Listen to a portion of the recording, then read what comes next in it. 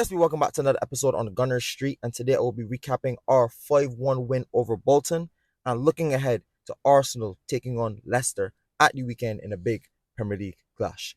Don't forget to like, comment, and subscribe, and I'll catch you guys next. And so, what do you think about that first half, though, even though it was a tricky start? Yeah, I mean, it was.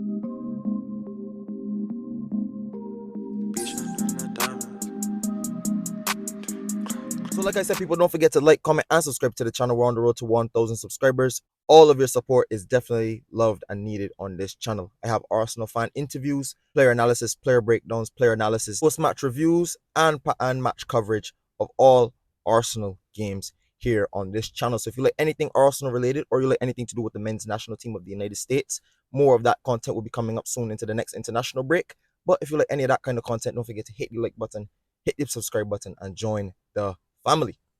But nonetheless, we're going to be talking about the 5-1 win, and to be honest, what was a great day for not only Mikel Arteta, but for a lot of youngsters of Arsenal Football Club. Now, firstly, to touch on the lineup.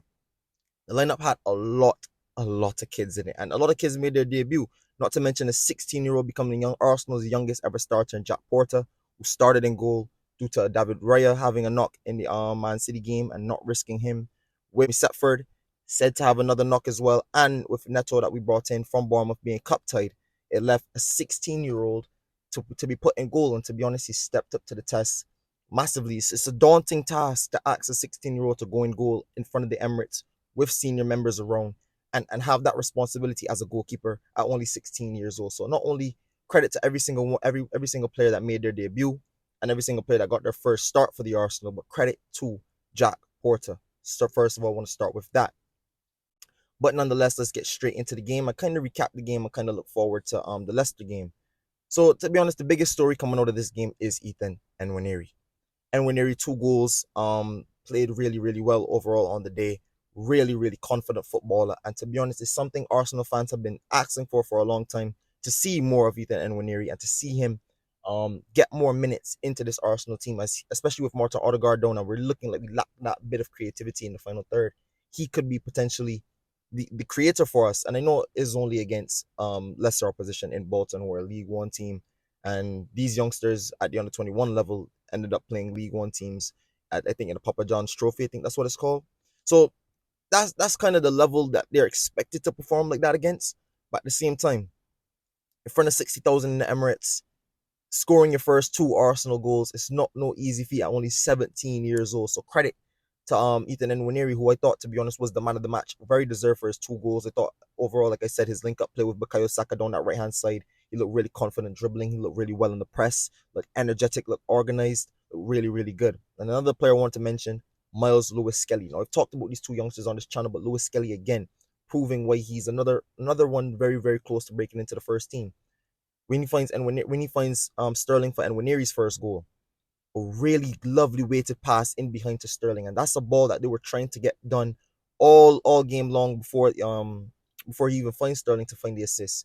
That ball was coming all game long with the high line Bolton were playing, and I thought it's credit to a player like Lewis-Skelly, who's really, really confident on the ball. If you're any kind of familiar with Lewis-Skelly, you know that he likes to get on the ball, you know that he likes to dribble with it. He's very good technically, and his passing range is outstanding.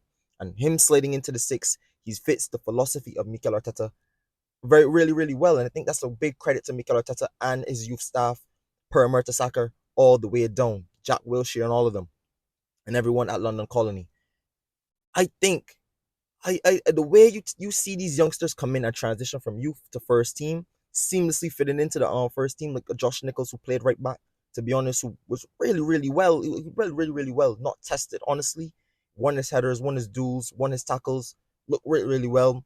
Helped in the build up as well, playing the balls through the lines to help. I think it was the Sterling goal he helped build up with Saka and Sterling. So credit to all these youngsters who come into the team, learning the philosophy from the youth and implementing it when they get into the first team. It's not an easy thing to do, especially breaking into the first team, like a quality team like Arsenal, and to be even playing and being even close in and around the first team at 17, 16, 18 years old is really, really credit to all of these youngsters.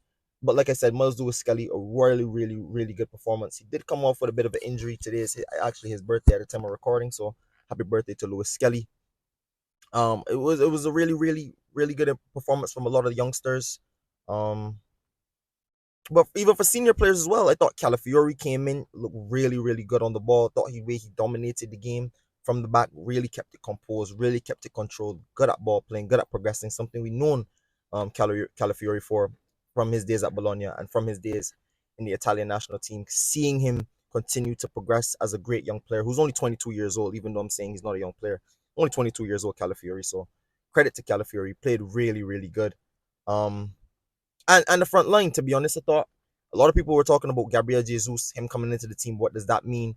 How does he impact this game? And how does he look to implement himself into the first team to look forward for minutes? Thought Gabriel Jesus played really, really, really well, even though he didn't get a goal or an assist. The bit of magic for the last goal where he puts it through a guy's legs and sets up for the chance. I thought Sterling overall was really, really good. He led the line really well, was very, very fluid, moved around a lot, kept talking to the guys a lot, especially the young guys who played in midfield, like a Nwaneri, like a Lewis Skelly, telling them where to go. Same thing with Declan Rice, who took his goal really, really well.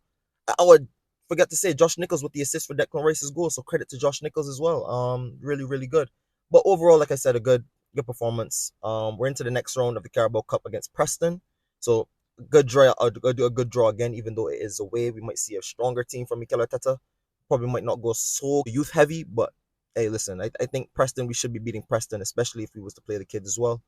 Even though they're pretty good championship opposition, I still think we should be getting past Preston North End if we're looking to go further in this competition. But we're looking ahead to the weekend again, and which is the big competition for all of us as Arsenal fans, the Premier League, and we're back at home again against Leicester City. Now, what do I think of this game? Is it a game we can go into and rotate again? Can we see and when we get in the team?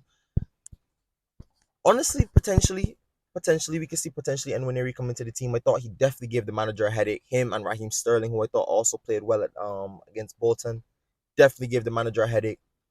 But do I think Nwaneri will start against Leicester? Maybe not, due to Trossard coming back into the team. Does he want to play Trossard? I think he might trust seniority in the Premier League just so no mishaps happen. I think Mikel Arteta, even though he's very good at giving youth players chances, 12 youth players made their debut under Mikel Arteta, destroying narratives, as I keep on saying, destroying this narrative that we don't promote youth players. But I do think and when he has minutes and he will get minutes against Leicester and he does have a spot to contribute to this team. Do I think he starts against Leicester? I honestly don't think so. I think Trossard might come back in at the 10, serving his 1 game suspension last game against Bolton. But I think Mikel Arteta will go back to as full strength as possible. But I think Nwaneri most definitely put a claim in to start. Same thing with Sterling. Does Sterling take over the spot on the left hand side? Martinelli came in. I thought Martinelli did play well as well. Should have got an assist. Thought he looked really creative. His set pieces, to be honest, looked dangerous because before it was Declan Rice taking the corners. It was Martinelli and Saka taking the corners. So good to see Martinelli back on corners and good to see him putting in threatening balls into the box again. So does Martinelli start? I think he will. I think the Bolton game was just to get him some rest, give him back some minutes at the end of the game because it's a player. Martinelli is a first team player. He's going to be chomping at the bit to get back into the team. But I think Sterling has put a claim in to start, but I don't think he will start. I think we'll probably see full strength, the same familiar names we're accustomed to. Potentially might see a change to the back line. What happens with Yuri and Timber, who wasn't on the bench? What happens with Ben White, who wasn't on the bench? Allegedly, Ben White had a knock going into the Man City game, which is why he didn't start the game. Timber, who has a history of ACL injuries with the club, did play significant minutes over the last week or so. So Mikel Arteta definitely resting him against Bolton. But we'll see what happens when Timber comes back into the team. I think Calafiori should definitely have an argument to keep his spot into the team. Obviously, you have Gabriel and Saliba. So it's really down to what Mikel Arteta does to that right hand or that right back position, to be honest. Does Timber come back into the team? Does Ben White come back into the team? Will they rest Ben White, seeing it's only Leicester?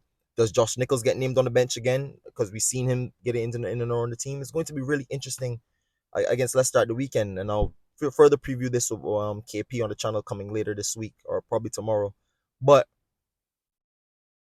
I think it's something we can look forward to be honest. I think we should all be happy. We should all be confident about the youngsters. And I think it was a really, really good performance. And I think against Leicester, we should be expecting no more than 3 points again.